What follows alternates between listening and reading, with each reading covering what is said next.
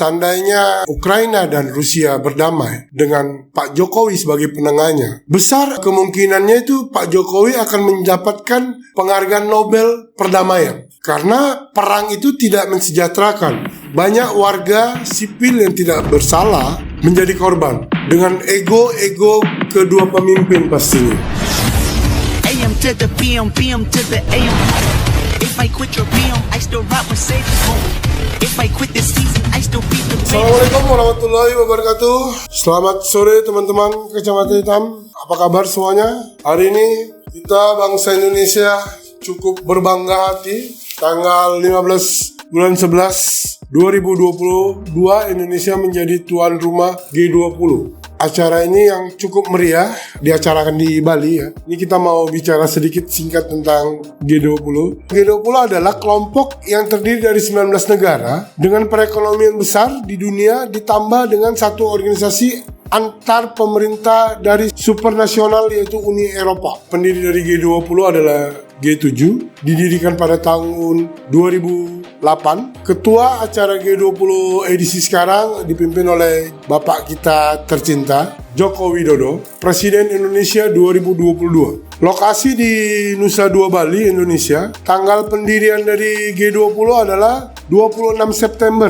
Kurang lebih 23 tahun yang lalu ya, pertemuan kepala negara atau kepala pemerintahan. Jadi G20 lumayan meriah yang diadakan di Indonesia. Adapun tujuan G20 adalah mewujudkan pertumbuhan global yang kuat, berkelanjutan seimbang. Dari inklusif G20 pada awalnya merupakan pertemuan Menteri Keuangan dan Gubernur Bank Sentral. Namun sejak 2008, G20 menghadirkan kepala negara dalam KTT dan pada 2010 dibentuk pula pembahasan di sektor pembangunan. Jadi kita cukup lumayan membanggakan ya, Indonesia menjadi tuan rumah dan dipercaya oleh negara-negara besar. Berarti secara tidak langsung Indonesia juga termasuk perekonomian cukup lumayan stabil dan diakui oleh dunia. Jadi teman-teman, G20 itu sendiri terdiri dari 19 negara dan Uni Eropa. Selain Republik Indonesia, anggota-anggota G20 adalah Amerika Serikat, Afrika Selatan, Arab Saudi, Argentina, Australia, Brazil, India, Inggris, Italia, Jerman, Kanada, Meksiko, Korsel, Prancis, Cina, dan Turki. Satu lagi Rusia. Hanya saja G20 hari ini yang diadakan di Nusa Dua Bali cukup disayangkan ya, salah satu negara besar, pemimpin besar Rusia dengan Vladimir Putin tidak hadir. Jelas-jelas Indonesia mengirim undangan ke Rusia, berharap Bapak Putin menghadiri KTT kali ini. Hanya saja sayangnya kita tidak bisa menyaksikan beliau datang ke Indonesia menghadiri KTT 20 kali ini. Itulah yang kita masih belum ada berita penjelasannya dari Putin, apa motif dari ketidakhadiran beliau ke edisi KTT 20 edisi tahun ini. Nah, ini dia, kita buat teman-teman coba kasih tahu kita atau informasikan kepada kita apa kira-kira alasan dari Bapak Vladimir Putin tidak bisa hadir ke edisi G20 di Indonesia. Karena kan beliau cukup lumayan berpengaruh di dunia ya. Kita berharap lebih dengan adanya beliau bertemu dengan Amerika Serikat bisa mendamaikan perperangan yang ada di Ukraina hari ini.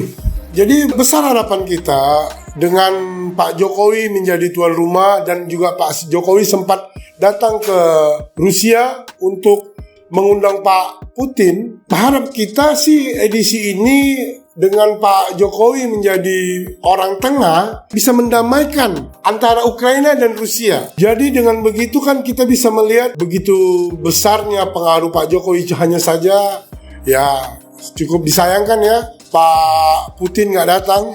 Apa manfaatnya dari G20 bagi Indonesia di sisi ekonomi? Dari sisi ekonomi, presidensi G20 diproyeksikan mampu meningkatkan konsumsi domestik hingga 1,7 triliun, penambahan PDB nasional hingga 7,4 triliun, dan melibatkan UMKM setelah penyerapan tenaga kerja sekitar 33.000 di berbagai sektor. Ya, semogalah dampak ekonomi itu terasa ya dengan para pemimpin-pemimpin datang, delegasi-delegasi, kurang lebih ada 300-400 orang yang hadir. Mereka bisa belanja, pernak-pernik di Bali, dan bisa menceritakan bagaimana Indonesia atau Bali khususnya sebagai tuan rumah begitu ramanya menyambut mereka. Bisa juga teman-teman lihat ya di TV One atau di berita-berita online yang lain. Waktu dinner makan malam, para pemimpin itu begitu megahnya di Garuda Wisnu Kencana. Begitu megahnya,